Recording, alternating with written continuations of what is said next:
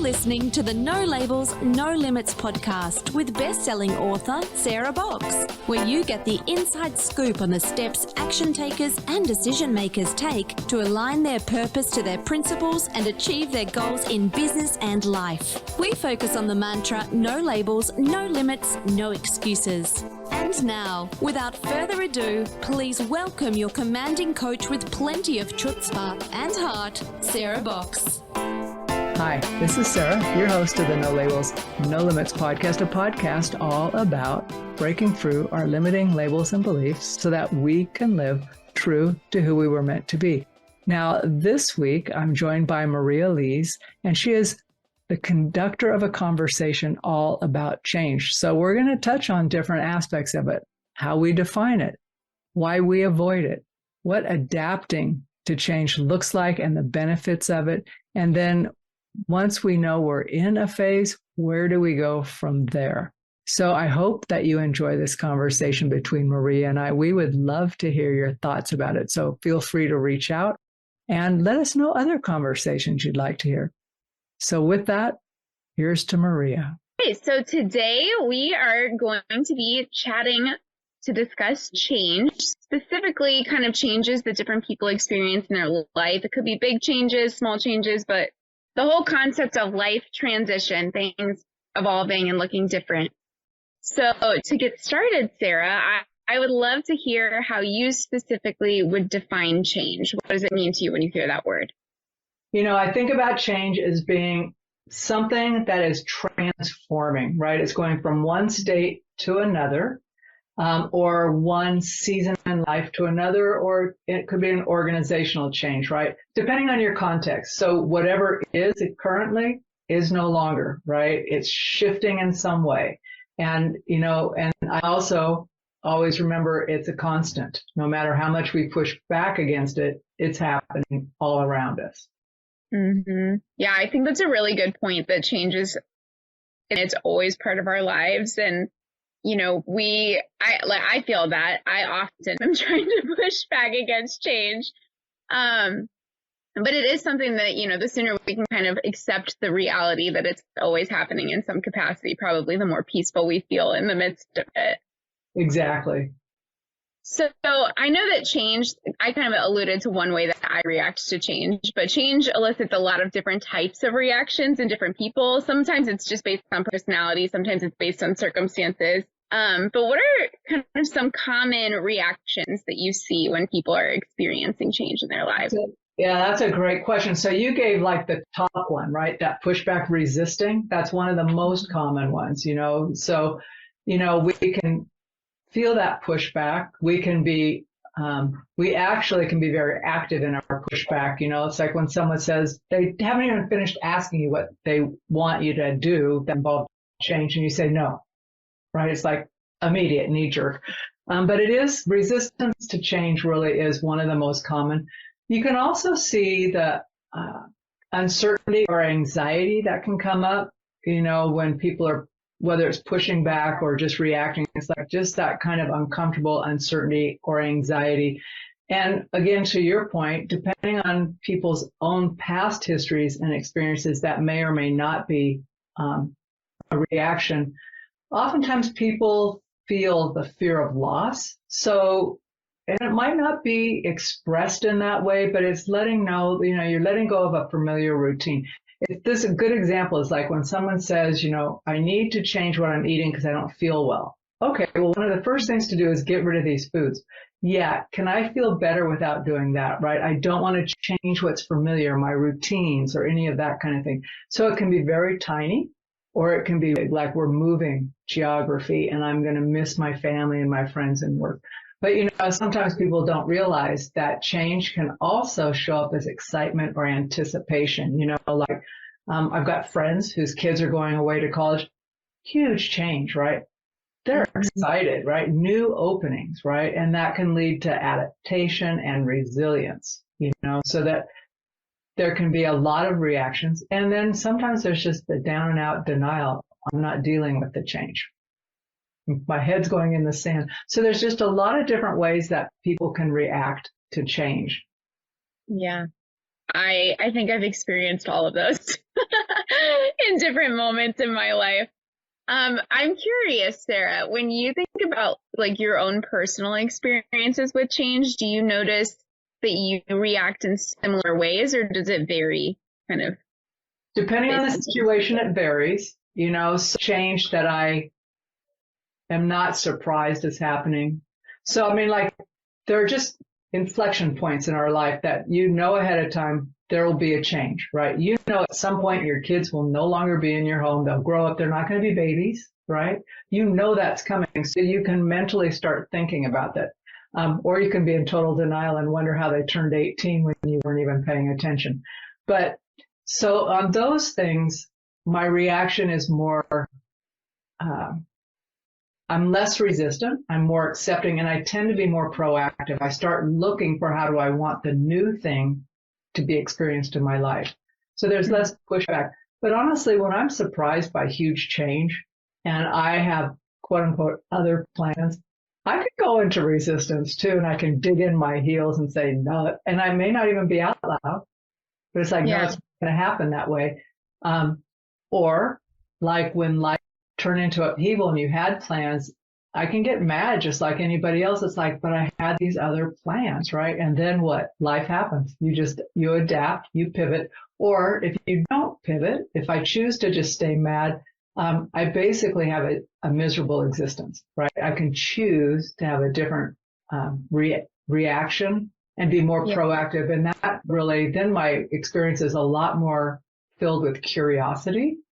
I'm excited. I'm learning. I'm meeting new people. I'm stretching, right?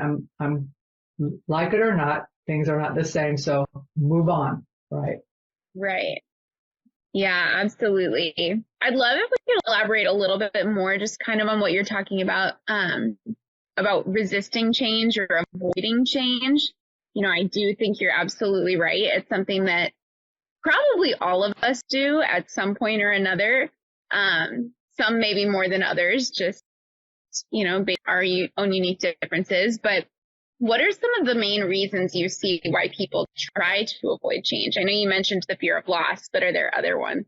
Well, sure. We like to be comfortable, right? We like to know that we're going to be safe. We're going to have our needs met. There is a lot of reasons, and some of them are unconscious. We may not even know that we're resisting or avoiding or reacting in that way. It's just this unconscious desire to not be out of control in some respect, like to know that, okay, if I come home, I can anticipate having these things there. But actually, Maria, I was talking with someone the other day and we were talking about like the magnitude of change in specific that this one person had gone through. And I said, avoiding change or getting so comfortable because you don't want change, your comfort can end up being your coffin. It's like your world is smaller and smaller. But, it can be very subtle. I know when I'm resisting something, I will notice that I do a lot more household chores. Like, oh, wow, everything's looking clean. There's no dirty laundry. The dishes are clean. And those are micro avoidances. They're not on big life change. But it's that putting off what I know I need to do in the moment. So those are little signs to me sometimes that, sometimes it's just because that needs to be done and I'm choosing it. But if I know there's something else I should be doing, those are little signs to me like, what are you avoiding here? So what about you?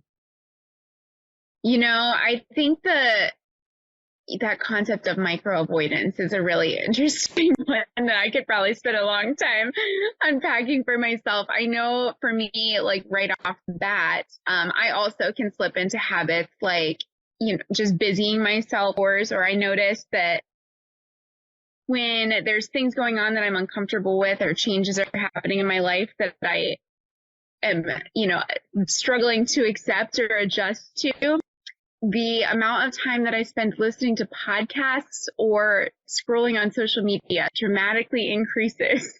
Distraction.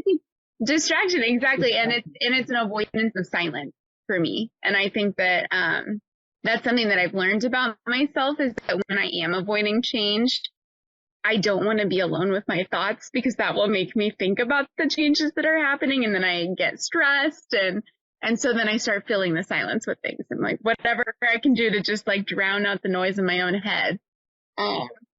Which is not always healthy, but it is good to be aware of. Well, but great awareness on your part, right? So you could say, okay, you can do this for 15 minutes and then we're going to get back to life, Right. I don't think it's terrible sometimes to give yourself time out and do that kind of stuff, because sometimes if you can just have some space, you can come back and things look different, especially if the change is something that feels overwhelming to you. And if you just can take a pause, or like I like to say, take a beat, just take a beat, take a breath, give yourself some grace, right? Step back, but not forever. You can't do it forever.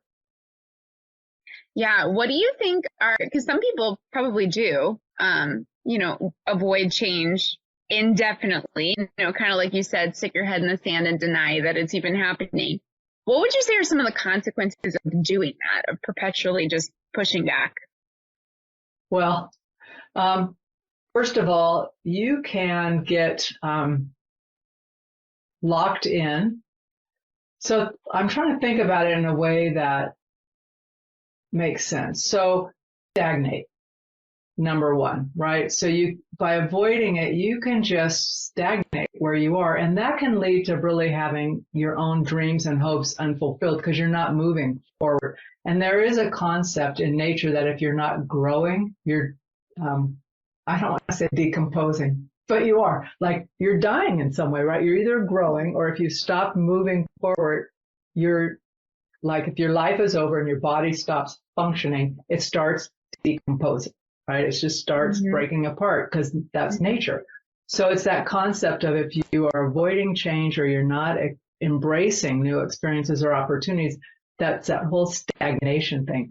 The thing for me that always has been kind of a prod for me to accept change is I don't like the sense of missed opportunities, because there's always some possibilities and advancements if I will be willing to step into change. And I know you have too, Maria, some amazing people and had great experiences by being willing to step out and accept some change and try new things, right? So, which opens up an opportunity for new professional things, new relationships, new personal development, all of that by being willing, right? So that whole concept of missed opportunities. And then, like, if you keep pushing back and avoiding long enough, your ability to adapt, your resilience, I think that muscle, quote unquote, it's not really a muscle, but the practice of it becomes weakened. And so our ability to adapt and be resilient diminishes, right? So, because we're not trying to bounce back from challenges. We're not even trying to deal with our challenges. So that, I think over time, then you become more, not physically fragile, but certainly that as well, but more fragile in life. Like everything feels like an assault.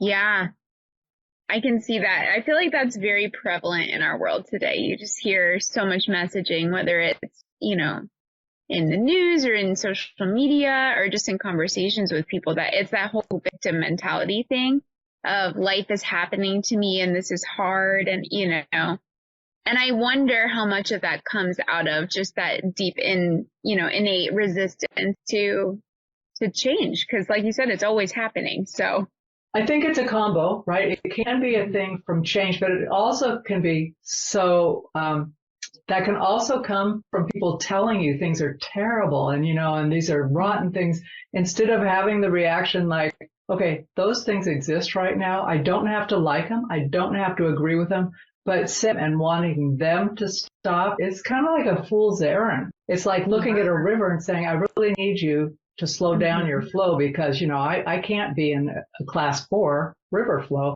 It's like, well, then get off the river or move where it's safer, but don't ask the river to change yet, right?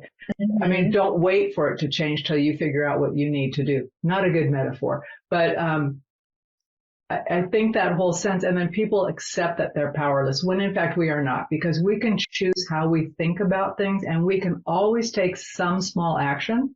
It may not change the situation, but when we do that, it also tells us we have power, you know.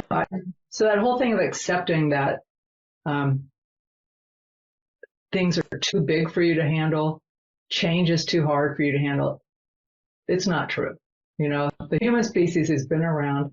There have been really bad situations. There will be again, but be resilient if we just practice those muscles. And, you know, I don't want to be flippant, but kind of go with the flow sometimes and quit pushing back against the stream and figure out what works best for us.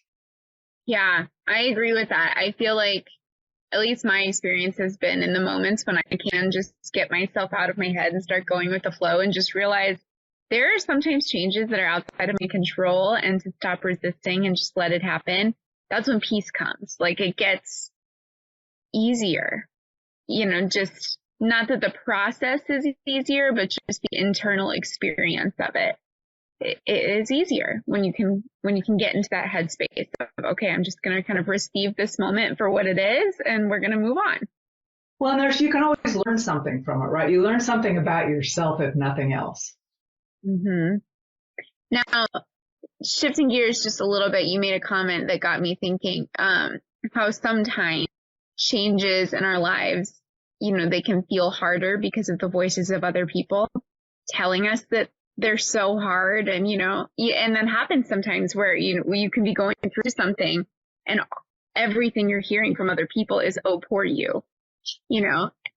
What would you suggest to people who are experiencing that, where, you know, it's hard to block that out? You know what? That is one of my biggest beefs. And you can hear it, you know, you'll be in conversations and someone will start saying, this is really rotten. And someone says, yeah, no kidding. You know, and I can't believe that happened to you. And I'm thinking, stop talking. Both of you, stop talking, because you're perpetuating the poor you. So I try, when I'm in that situation and someone is doing that, I try to say, that sucks, right? I don't add anything further than that. I try to be empathetic without getting, you know, one of my husband's favorite sayings is, already in a hole, stop digging.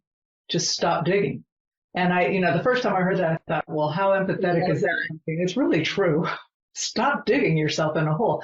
Now, if you're the person who's had the bad situation or you're really struggling with something, you know, those are the times when I want to talk to someone who can help me. I don't want someone to tell me how bad my life is, but I want someone I can say, first, let me just kind of do my little dump for a couple of minutes. But I don't want you to agree that my perception is correct. I just want a sounding board that maybe you can help me see it differently. Because it's not hard to find people who will tell you how they agree with how crappy whatever your situation is. It's harder to find people who are going to want to champion you to get out and be proactive about resolving it. Because it's going to make you stretch. But the first thing you can really do is stop talking. You know, think about what's coming out of your mouth, because the stories you say externally keep going into yourself and tell you that's the way life is. So we are in charge of what we say. Yeah, absolutely. I feel like that's a good encouragement too for, you know, both in what we share as we process changes in our lives with other people, but also in how we receive others that might be sharing with us. Just to keep in mind that, you know, piling on or agreeing, I think sometimes we do that just in trying to be sympathetic and kind. We can make it worse by saying, oh yeah, that, you know, too much sympathy is not always. Says, you think that's bad? I'll tell you a worse story. And it's like, stop talking. Right. But we do it in the name of connection. Like, we're trying to connect, we're trying to show sympathy, but sometimes it's making it worse. It is. Well, and people don't like it when you stop that flow. I'm going to tell you this right now. When you push back, and no matter how gentle you do it, people sometimes just like bitching about stuff. Wah, wah, wah. So I will tell you, I've done it. And then you can feel the chill. It's like, well, why do you have to be such a buzzkill? Right. And I'm thinking, it's okay. But if it goes on a while, I say, does anybody have something upbeat to talk about? Someone have good news? And then it's like all of a sudden people's awareness is there. I think it's a slippery slope, and we don't always pay attention till when we've started sliding down. Yeah, I agree. I think taking that step back and just calling to mind awareness of our situation is so important, awareness of our moments. Yeah, and we can always leave the situation, right? You're at dinner and someone's like going on about something and you're thinking, please. It's like, hey, I'll be right back. And they should go do a few dishes, right? And then give it time to pause. Hey there, everybody. I want to take just a minute out of this episode of the No Labels, No Limits podcast to tell you that we are officially opening the SandBoxx membership in September. So if you're not already on our mailing list, please click the link below to either sign up for the membership or get on the waiting list for the membership. And if you click the link, you'll find more information about what's included, what our plans are, and better yet, you'll be on early enough to help decide what is most important to you to experience in the first 3 to 6 months of the membership. So don't wait. Click the link below and join us in the SandBoxx where fun happens. We get to do a little R&R, little learning, support one another, and really grow and expand in ourselves, in our lives, and impact the world in a profound way. So come on over, join us. So we kind of talked a little bit about, what does it mean to adapt to change and why that's important. Obviously, we don't want to get stuck. We don't, that whole concept you talked about if you're not growing, you're decomposing, which I know that's not the right word, but you get the point. I love it. But do you have any other practical tips or strategies to help, if somebody is they're currently in a season of change, life is transitioning, and maybe it feels hard? How do you make that intentional choice to adapt? I'll tell you the 3 things I try to do, and there's many others, so these are not the only 3, but I really am open-minded and flexible, right? So just look around, see how many different ways you can look at your situation. Sometimes you can do an exercise and say, current situation, right? And then even split on a piece of paper, what I think it is, what it actually could be, what else might it be? And just it's basically just a brain dump, right? But really think about the different perspectives that people may apply to that. And sometimes you can make up people in your head if you can play in your head and just say, okay, here's how I perceive this. How might someone I know and respect perceive this, right? And just look at it from a different way. But really trying to stay open-minded and flexible can be helpful.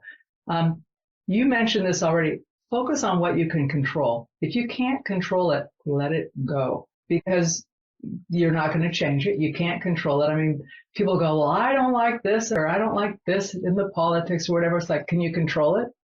Is there something you can do today that's going to turn that tide? Then let it go. Focus on what you can control. And if what you can control is a conversation with someone that might ultimately do that, great. But really just let go of the uncontrollable elements of the change and focus on what you personally can control or influence. You might not even be control, but you can influence it. And then look at some of the actionable steps you can take related to that. That'll go towards positive outcome for you and for whomever is affected by the change. And then I think one of the things I always like to remind myself and others is seek support from people who are your champions, who are unbiased. So not people who are going to try and steer you to be the kind of person they want you to be, but someone who's got your back, someone who has your best interest at heart, even if it's not in their best interest, right? They're willing to say, okay, I wish they would do this, but honestly for them, this is what is best. They've got that mindset when they're talking to you. But reach out to, and that can be family, friends, colleagues, but you want to think about that, or community. If you're in a church community where you have that or some other group, reach out and share your concerns. And oftentimes those folks can help you they can be a mirror for you and see if that's realistic. How else might you look at this? You don't want them comparing stories. You're looking to them to kind of be a mirror and help you think about different ways to perceive it.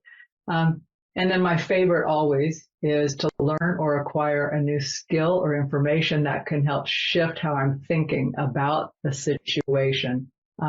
Because there's always an opportunity for growth in change. Like it or don't, we can change and grow.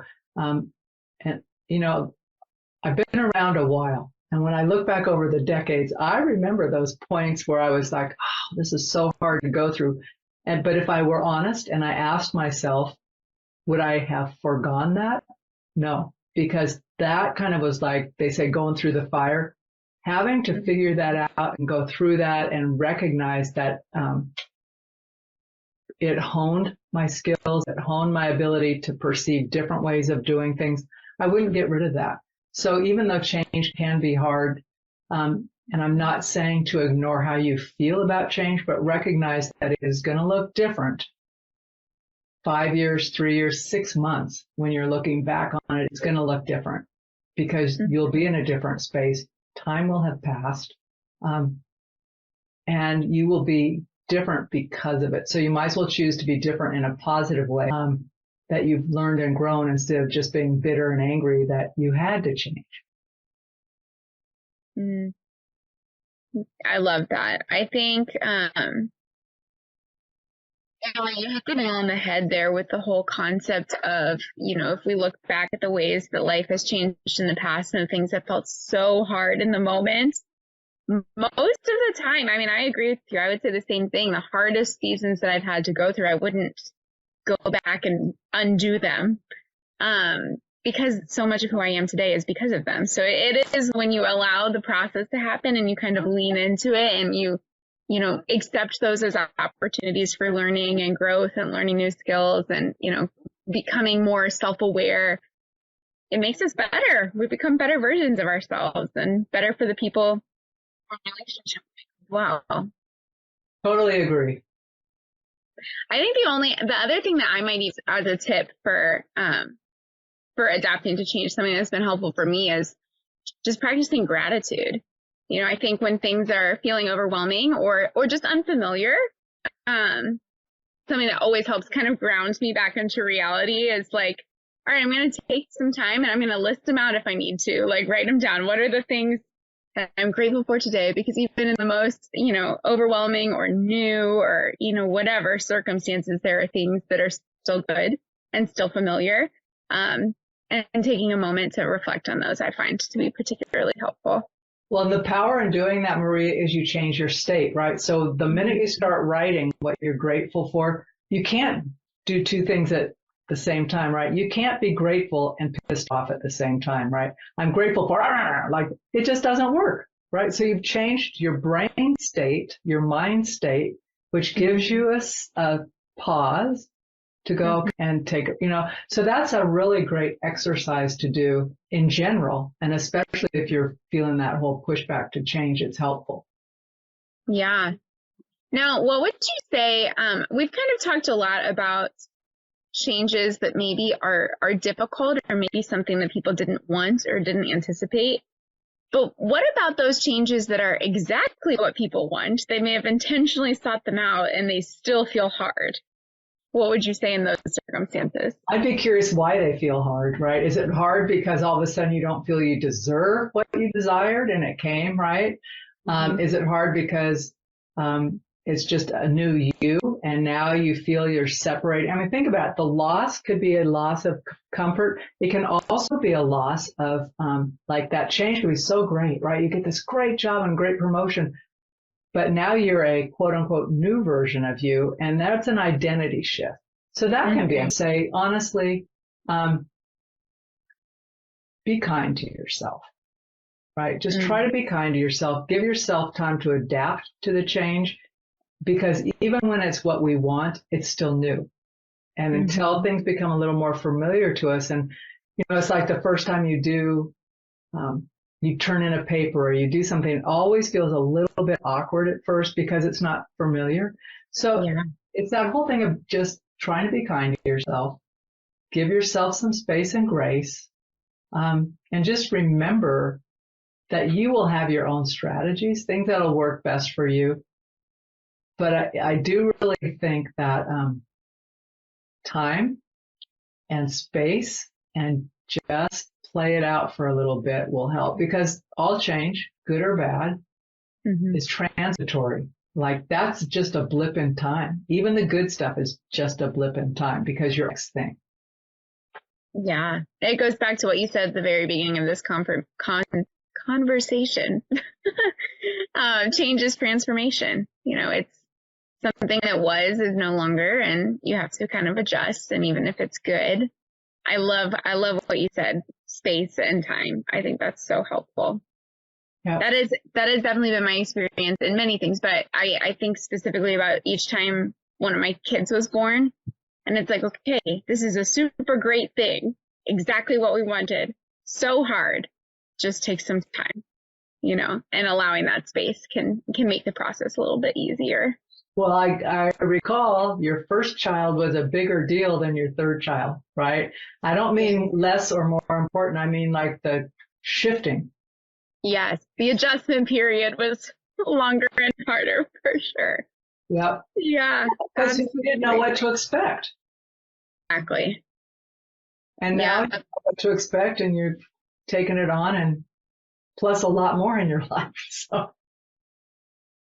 Yeah, but I guess the kind of, you know, that's a good summation of what we've been talking about, though. When you lean into change one at a time, it stretches our resiliency muscles so that when more change comes down the road, it doesn't feel as big. You know, it's easier we're more flexible. More flexible. Your muscle is a little more flexible. You don't need to take 2 aspirin and call your doctor in the morning. Yeah, absolutely.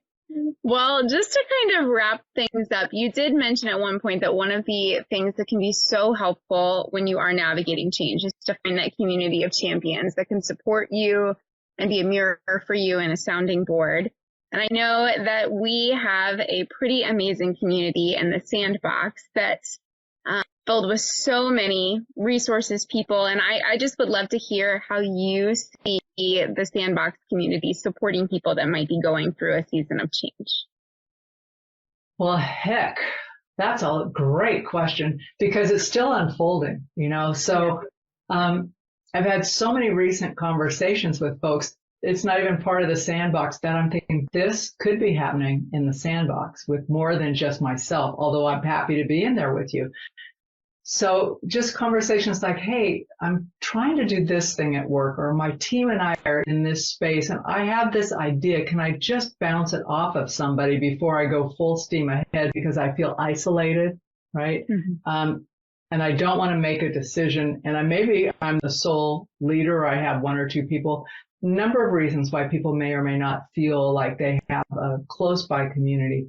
But in the SandBoxx, really the rules for being in there are you're there to serve, there to help and give feedback, not to sell services, but to give help and feedback, to honest feedback if it's requested. And I just think about the co-creation that can come in there. And when someone says, well, I'm struggling with this, or I have this idea, and you get someone from the other side of the country, or another country indeed, right, who says, have you ever tried this? Because I did this and this was my results. Or could I just send this to you? It might help. That kind of thing could be really powerful. So that's one of the easiest things. And I just recorded this. I got permission after the fact, but we just, you know, had this 3-person meetup. Just like, hey, you two might meet each other. So we had the introducer come on. And I just said, hey, I'd like to know what you're doing, right? And we've ended up finding out how many things in common. Then all of a sudden it merged into like, what can we do to support each other? That was not scheduled. There was no agenda for this. What happens when you come and you meet people and you say, well, we're working on this. Well, have you thought about this? Right. Mm-hmm. It's just a place where people can share and then help once something's figured out, help them think about, well, what's next steps if you want them. So that's part of the SandBoxx. And then the other thing, if you like, just when you were talking earlier about I need to step back, scroll through social media, I would recommend not doing that, but perhaps coming in and sitting in the book corner, like where we're talking about a book that might be an analogy for life that could help get you centered. There's just different places to be. So I'm excited about that, about people just being people, without the sense of having to do or be super busy, but to have thoughtful conversations with one another about like, hey, what about this? And I want to be clear that it isn't about telling people that what they think is wrong. So really, in community rules, you don't get to tell people that they are wrong, but you have to be there to uplift and help them do better in life. So, I don't know, Maria, what would you say about that? I agree. I think the SandBoxx is a place for connection. And I think when you said a place for thoughtful conversations, that's what really resonates with me so much about what we're building in the SandBoxx. I think it's something that's so rare. I think there are many platforms where you can find arguments, where you can find venting or ranting or all sorts of, different types of communication. There aren't a lot of places where you can have a true thoughtful conversation with people and you can hear different perspectives and share your own and receive insight from, just genuinely well-meaning individuals. And I think that's such a gift to be able to have kind of people that the goal is to serve, like you said. It's to engage with others, connect with others, hopefully receive, but also offer some value. Well, the great thing about it is the more I've talked to people, and I do, like especially our podcast guests, I say, what do you think about this? And they'll say, I want in, right? I want to be a part of that because my mission in life is uplifting others, right? Mm-hmm. And there's so many like minds. They don't say that it has to be a certain way. It's like, I want people to feel their empowerment, to know that they're not victims, some of what you've already talked about today. And I think, perfect. That's our goal, right? So people feel empowered, empowered, equipped, and they're off to lift up others in the world. Yeah, I think it's such a beautiful thing that everybody that kind of, wants to be a part of this community would describe their mission in life as trying to support other people. And that, when you come to the SandBoxx, that's what you can count on. Everybody that you interact with, we're all doing different things, comes in many different packages. But that's the underlying goal. It's the common unifying thread throughout the whole community. Exactly. All right. Well, Sarah, this has been a very wonderful conversation about change. It's given me a lot to think about and a lot to chew on, and hopefully will be a blessing to whoever hears snippets of it. I agree. And before we wrap this up, because if people are watching this, here's the question. Who do you have with you today? Who do you have right here today with you, Maria? Who's with me? Yeah. This is my littlest daughter. This is Emmy. She is old and currently only wants to nap on mama. So that's what we're doing today. So we get to see Emmy during our meetings, which is great. But she's super cute and out like a light right now. Yep, she's finally sleeping. For the child who did not want to take a nap just 30 minutes ago. It's funny how that works. We sit outside, we listen to the birds, and she goes right to sleep. That a girl. Mm-hmm. All right. Thanks, Maria. You've been listening to the No Labels, No Limits podcast with best-selling author, change agent, and strategic vision coach, SandBoxx. You can grab the show notes and find out how to work with Sarah at SandBoxx.com/No Labels, No Limits podcast. We'd love this podcast to reach as many people as possible. So please remember to rate, leave a 5-star review, and share the podcast with someone you think would get value from this conversation. Until next time, keep taking those daily action steps to align your purpose to your principles and achieve your goals in business and life.